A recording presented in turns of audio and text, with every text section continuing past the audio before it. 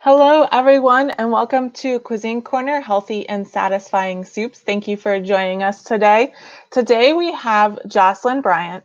Joycelyn is a holistic chef, a caterer, and a private chef, and you can learn more about her at jskcatering.com, or you can learn more about her new line of products at spinjoy.life. You can also see more upcoming Cuisine Corner programs at ocls.info/cuisine corner. But without further ado, I'm going to bring Joycelyn onto the screen. Hi, Joycelyn. Hi, Sarah. Hi, It's where are you joining us from today? It's so beautiful there. I am joining you from my mother's garden in Brooklet, Georgia. Oh, wow. Yeah, we have Awesome. some rutabagas and collards behind me. All right. So you're going to show us how to make some healthy and satisfying soups today, right? I am going to show you how to make some healthy and satisfying soups. Again, because we've already done some soups once. Yeah. All right. Well, I'm just going to let you go ahead and take it away. I'm going to put you big on the screen and let me know if you need anything. Great, thank you. All right, everyone, thanks for joining in on the last part of the soup series class. If you were following any of our classes before the pandemic hit, we had actually started like a whole soup bonanza, and we did a butternut squash soup and a broccoli cheddar soup in the last soup class. So this class is going to be more focused on healthy soups, even though those soups, minus the broccoli and cheddar, are fairly healthy. Um, that really pack some punch with the nutrients and are very, very satisfying.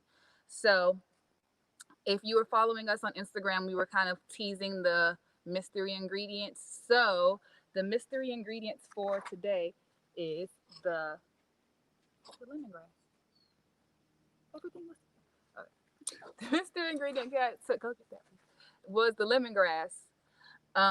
For our lemongrass stew, which is a coconut milk based stew with some beautiful vegetables and lemongrass flavor. And then our second mystery ingredient was kimchi, which is a Korean fermented cabbage. And we're going to make a kimchi miso with the second soup. Um, so let me go ahead and get started with the lemongrass soup. I'll give you 1 second. Let me grab one ingredient over here. I got a long table that I'm working off of here.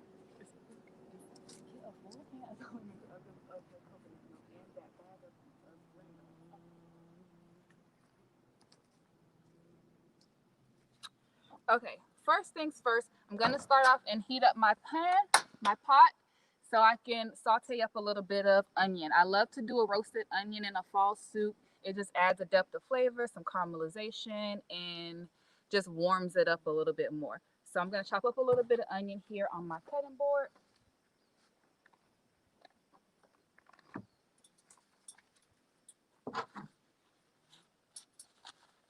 Make sure you guys can see everything. I'm gonna move this pot out of the way for a second because that's just heating up, and put this where you can see where I'm chopping the onion. And then on my cutting board, I already have the rest of our vegetables that are going into the lemongrass soup already cut up. So I've julienne or like matchsticked some sweet potatoes. We have some gala apples that I've diced up, some squash. See, yes, some summer squash, and we also have some butternut squash, and also some chopped kale, which will be going into the soup. Okay, so I'm just going to start out by chopping up a little bit of this onion. I don't want too large of pieces because I'm not really looking to have bites of onion in the soup. But you don't have to go too crazy with the size because as it cooks down, you won't really notice it.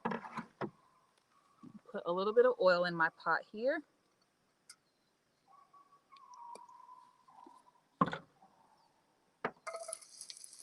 Oh yeah. It's always that first sizzle that's like, okay, now we're cooking.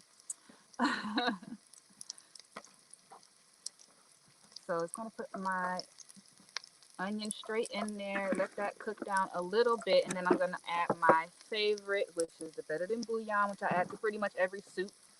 It's a great soup base. It's a great base for a lot of things. It brings a lot of flavor, but remember it has a high salt content, so be careful with the salt that you add later.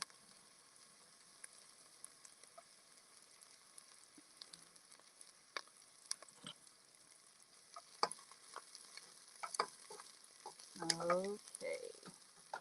So the onions are gone. Turn it down just a little bit. I want to give them some time to sweat out. I'm going to put a little bit of salt in there to help that process along and pull some of that moisture out of there.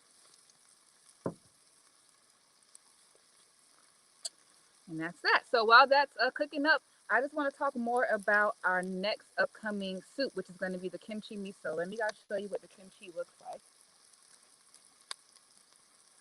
So this is kimchi. It's a fermented cabbage, like I said. It's packed full of probiotics. It has tons of like chili and flavors in there. But the way that they ferment it through that process, it's packed full of probiotics. And then we're also going to add in miso, which is another strong probiotic food. So this is a recipe I came up with a long time ago, off the cuff recipe, and it has so many benefits. That day, actually, I was feeling pretty bloated, and my stomach, it like melted down within seconds after me eating the kimchi miso soup. So this is really, really great for digestion. If you're missing your probiotics, this is a really great and versatile soup that you can kind of make your own, which we'll discuss in a little bit. Okay, those onions are almost ready. Turn it down just a little bit. They're still starting to caramelize a little bit too soon here. And then I'm going to go ahead and add the Better Than Bouillon soup base.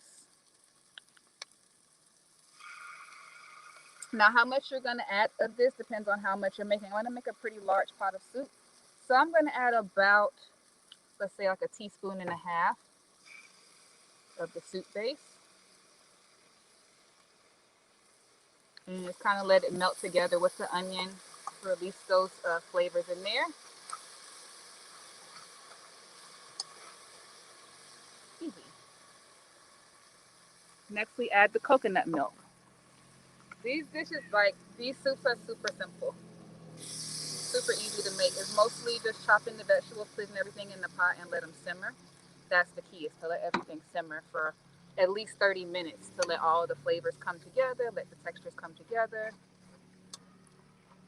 Okay. And add some more coconut milk here.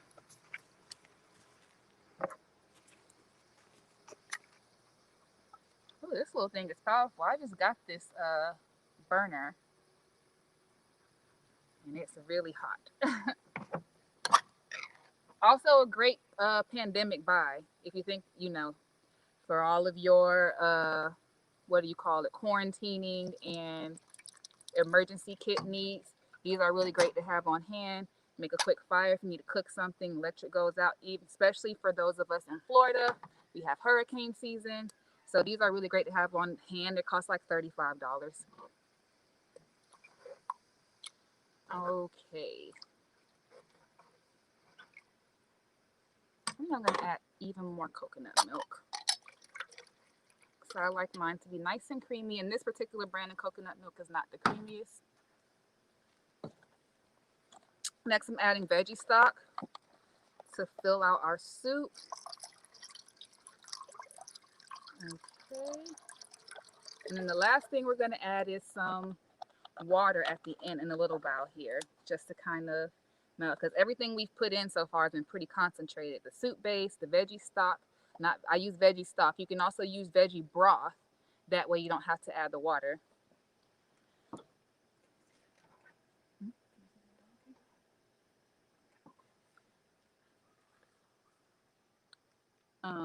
A gallon of water, yeah. So go ahead and let that start simmering up. And I'm gonna wrap up our lemongrass in a little cheesecloth so it doesn't get all lost in there. But the lemongrass that I ended up choosing, because I'm in a bit of a rural area, so I don't have access to all of the same grocery stores I normally have in Orlando. If you're in Orlando, you can certainly just go to an Asian grocery store or Indian grocery store. They typically have fresh lemongrass that you can purchase there. You can also purchase, if you live like near Publix or something like that, they have these kind of processed lemongrass pastes. It's pretty good. It has a good strong lemongrass flavor, but of course there's some extra ingredients in there that you may not want. Just looking at this one, we have some canola oil in there, rice malto, yeah, just a few little things that you don't really want. So I actually ended up ordering some dried lemongrass from Amazon to see if I could avoid using the paste. But I think that's a perfectly good option if you are not able to find any other lemongrass. Okay, so got some cheesecloth here. I'm going to cut a little piece of that off. Save this for later.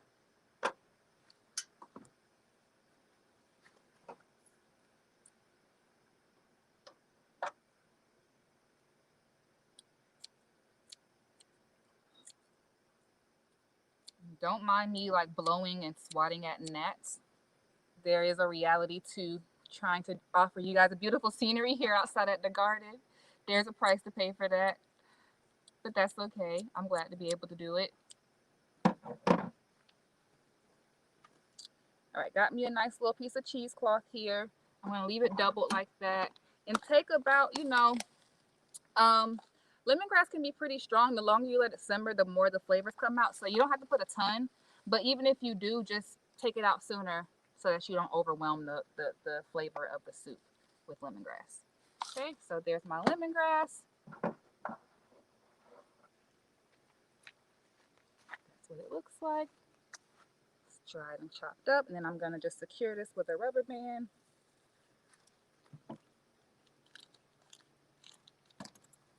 And drop it right in the pot. And my sister's going to hate me, but I also need a cover to the pot because you want to simmer this with the cover on. You don't want to lose too much of the liquid. Okay, and then I actually pre-roasted my my squash and my sweet potatoes just because I like to add a little bit of that roasted flavor into there. You do not have to do that by any means, but keep in mind that if you do, it's not gonna need to cook as long in the soup. You don't want it to get mushy.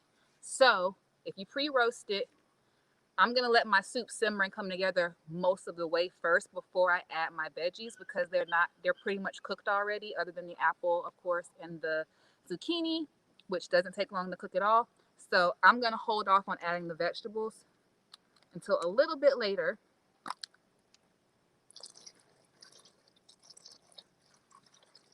Okay, adding a little bit of my water.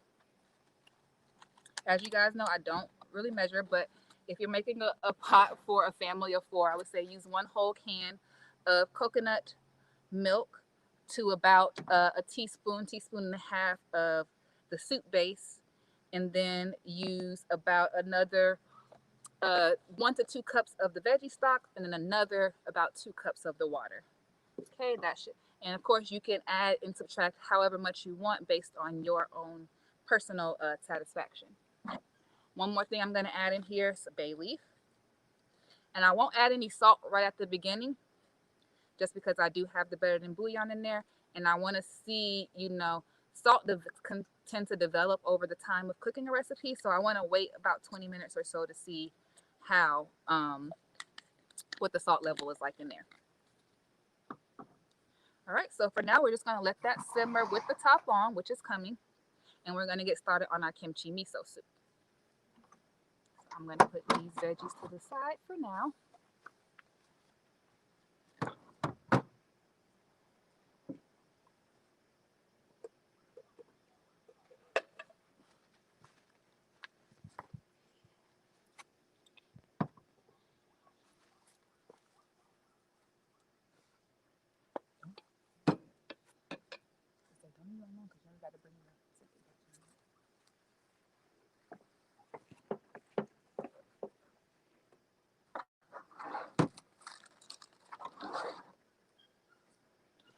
Okay, so the kimchi miso soup honestly is pretty much as simple, if not simpler, than this soup.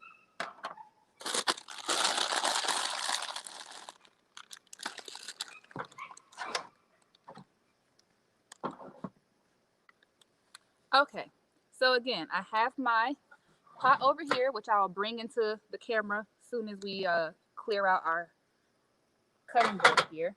So I'm going to go ahead and heat up that pot and have it ready for me.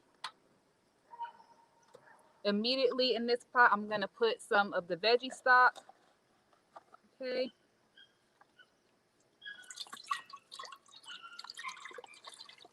There's not a lot of prep involved. The most you have to really prep for this recipe is to chop up your onion and chop up your cilantro, slice your lemon. That's pretty much it. Again, with the better than bouillon.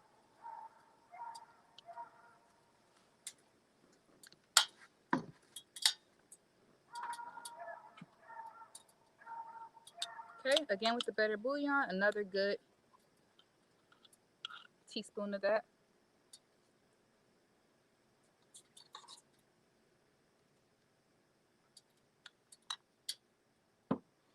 And then the miso paste. So here's miso paste. This is a red miso paste. It also comes white.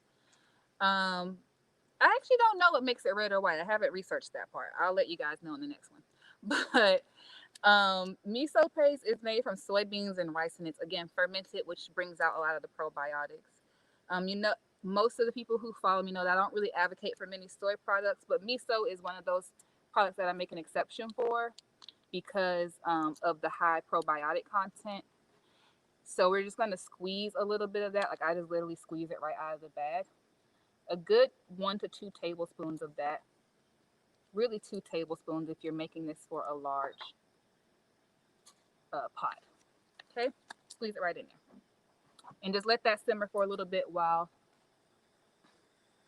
you prep some other things.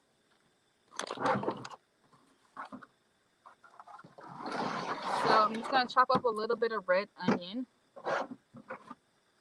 to cook into my miso soup. And this soup is almost like a base soup. Once you get the flavor really good in this soup, you can add vegetables, you can add seafood. You can kind of make it more of your own. It doesn't have to just be left as a broth. So chopping up some red onion here. Drop that right into the soup. Also some cilantro we have already chopped up. Again, right into the soup.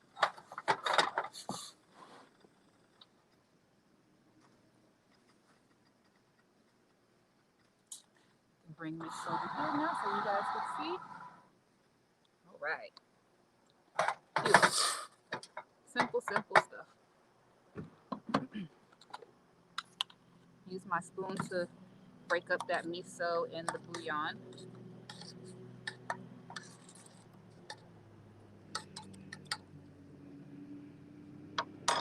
Also, so normally I just do lime juice in this, but if you eat a lot of Thai food, you will notice that one of the ingredients you commonly see on the menu is the kaffir lime leaves. So these have like a lime citrusy flavor to them. So I wanted to experiment with that in the soup rather than just the lime. Again, totally something you can omit if you don't have kaffir lime leaves on hand, which most of us don't. You can skip this step. So I'm gonna drop a couple in my soup just because I have them.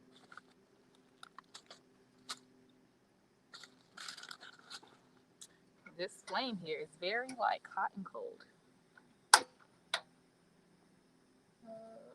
try it there. Okay. I'm also going to do a little squeeze of lime right into the soup.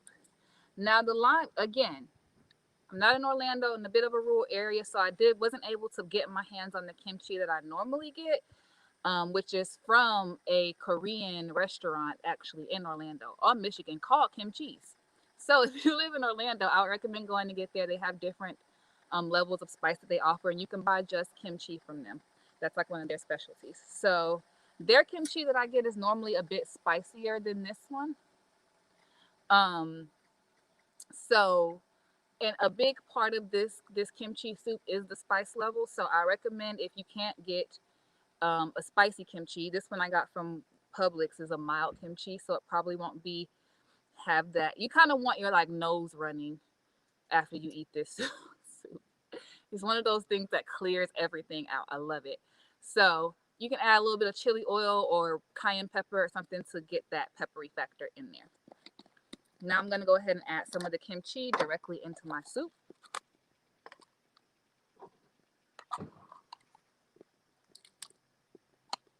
It smells really funky, so that's normal.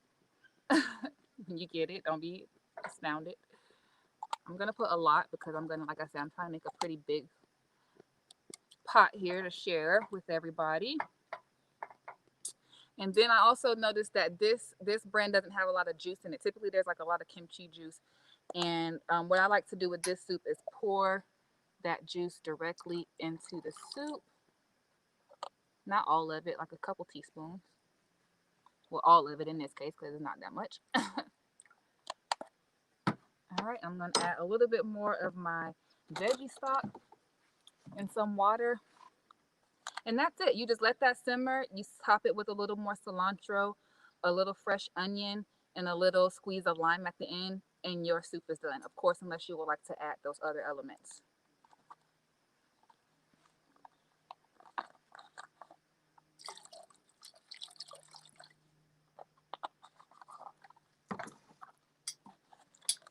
And a little water. That's it for that. Okay, turn it up, cover it, let it simmer again. At least 20-30 minutes is what you want to give these to get your full the full flavor profile to come out. Okay, over here, this has been simmering pretty steadily. Let's give it a smell, see if the lemongrass has come out yet. The wind's blowing this way. I can't smell it. Hold on.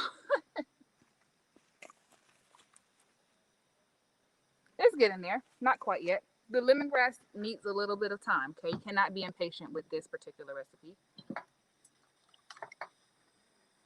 Let's not cross-contaminate here. Okay.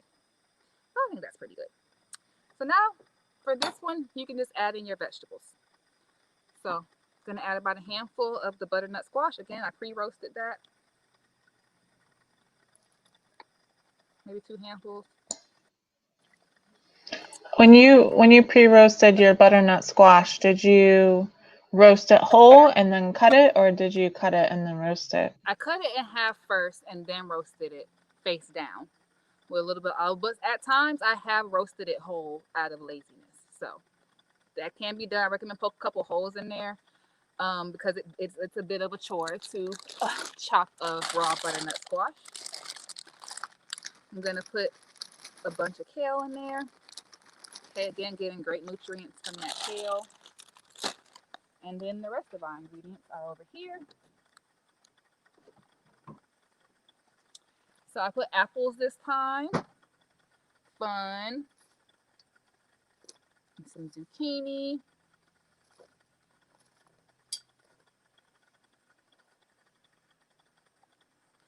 And some of the sweet potatoes. I'll put even more, huh? Now, once those zucchinis get about, I don't like them completely soft, but once they soften up and are ready to eat, this is going to be ready to go because everything else has been pretty much cooked except for the apple. But the apple, I want it to have the only thing to have a little bit of a crunch or a bite to it for texture. So at this point, I'll let this simmer for about another 10 to 15 minutes. Okay, at this point, we'll check for seasoning. Always do that.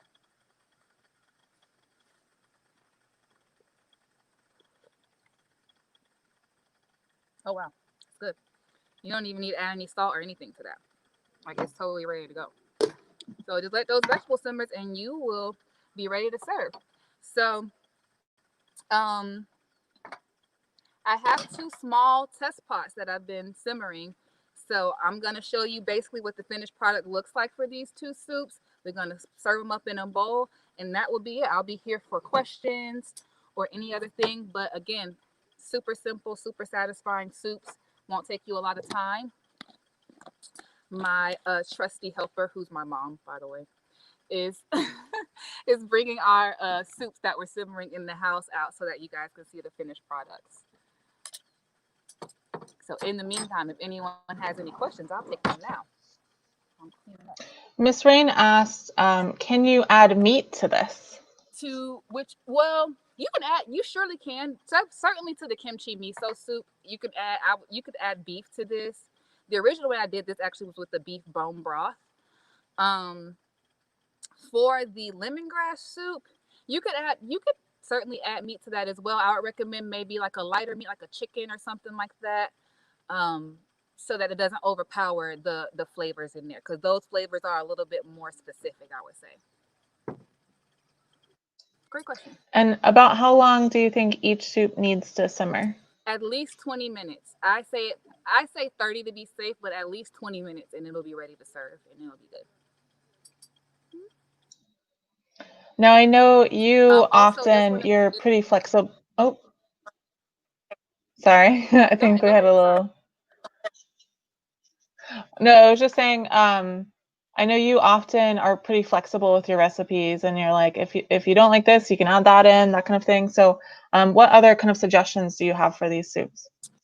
For this one, I typically actually I've never done apple in this one. It's my first time doing that. I think always something like a root vegetable of some sort in here has to work, like sweet potato or squash or something. You even like regular white or yellow potatoes work fine in this as well. As far as the green, if you don't want to do kale, maybe you want to do chard or spinach or something like that. Um, the vegetables in general are pretty swappable. I mean, if you like carrots and peas, or if you like what's another common ingredient that it's like on like Brussels sprouts. Some people put Brussels sprouts in their soup. All the vegetables are totally up to you how you want to do that. The bases of the soups are what's most important in these. Um, in this one, there's not much you can change about it other than, if you don't have better than bouillon, you can certainly use the bone broth, like I said, or the beef bone broth is really good with the kimchi soup. Um, and then, this one is like really weird. But the cilantro, the red onion, all of that is totally not optional. You need that. But you can add into, like I say, add more vegetables. You want to add like, even if you get like the veggie stir fry, the frozen veggie stir fry, the Asian stir fry packs, that will go great in there. You could do shrimp, what? Noodles, noodles. Great suggestion. Yeah. Oh, we got some bees over here. Not great. Any other questions? I have the other soups ready now.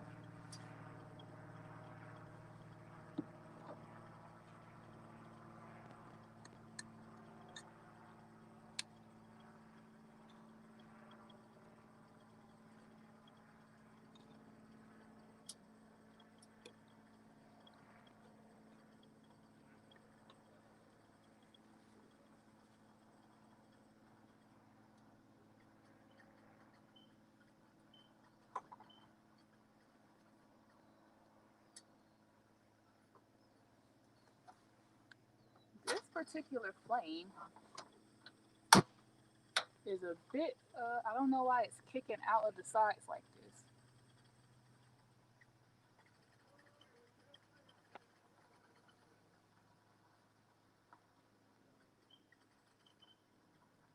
Huh.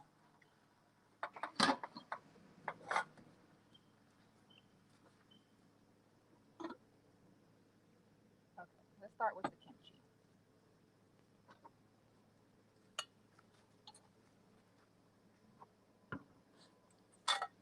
So here is like a small pot that I was testing out earlier of the kimchi soup.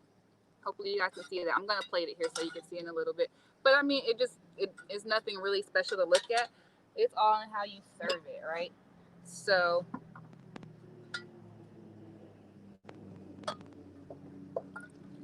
I'm gonna pour it in there. This one is super brothy. It's not really a lot of substance in here, but it's packed full of flavor. Trust me, all the flavor you could want in there.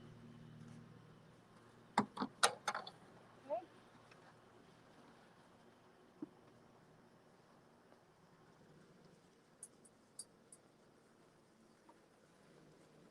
I'm gonna garnish with a little bit of cilantro, some beautiful red onion in there, and again, just a dash of the fresh lime to give you that fresh addition on the tongue. And so that's how that ends up looking. Can't tilt it too much, All right, I'm Let's just see if gonna drive I up can to Georgia for real you quick and guys. eat that. There you go. Nice. Is that better? Okay, so that's the kimchi miso. Next, let's plate up. I actually think this one is probably good to go.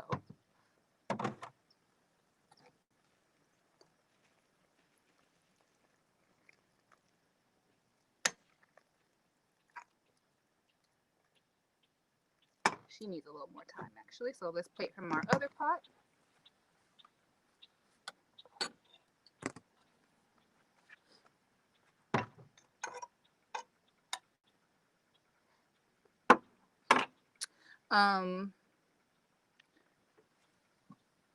In this pot here, you can see the vegetables are nice and bright.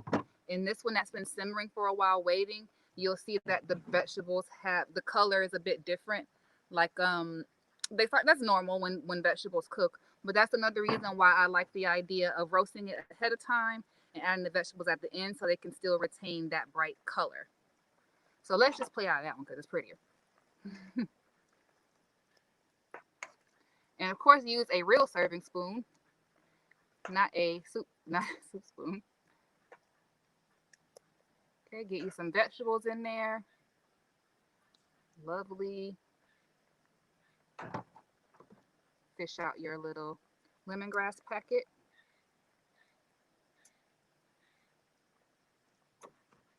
And I'm just going to pour some of the juice, the soup, I should say, directly in over my veggies. And there. So, this is the lemongrass coconut milk soup. Okay, very creamy, hearty. This is like a whole meal satisfying thing.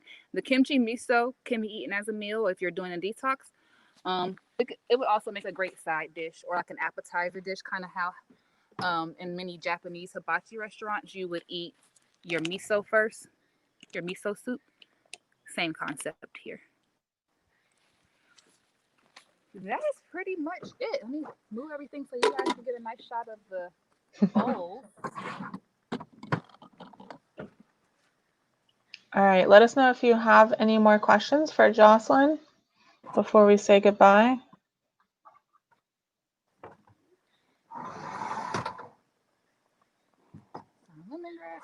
That miso looks so good. Oh my, I gotta show y'all again. That's so pretty. I wish you could see it the way I could see it. I can't wait to eat that. Were there any more questions? I think that's it. So the weather here doesn't really feel like soup weather. How's it up there? It's getting there. It's not quite, let me move this up. You can't see me. It's not really quite there. It was a little chilly this morning. I think in the next couple of weeks, then we'll definitely be at soup level. My mom has been harassing me about soup since I got here. All right. Well, Joycelyn, thank you so much today for teaching us how to make these lovely two soups. If you do end up making these at home, feel free to tag us on Instagram or Facebook and Joycelyn as well. As a reminder, you can find more information about Joycelyn at jskcatering.com and spinjoy.life is where her new product line is. And you can see all upcoming Cuisine Corners at ocls.info/Cuisine Corner. I also wanted to give y'all a link for a survey that you can fill out. So let me just go ahead and grab that link right there. So let us know what you thought about today's event and also what events you'd like to see in the future, what kind of cooking topics especially you'd like to see in the future. And okay, Joycelyn is back, so we're going to say goodbye to Joycelyn. Thank you so much for joining us today. Thanks for tuning in. And everyone have a great rest of your weekend. Bye, y'all.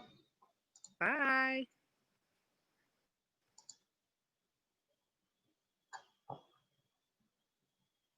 Thank you for watching. To learn more about Cuisine Corner and see more videos, visit ocls.info/Cuisine Corner. Orange County Library System is your place to learn, grow, connect.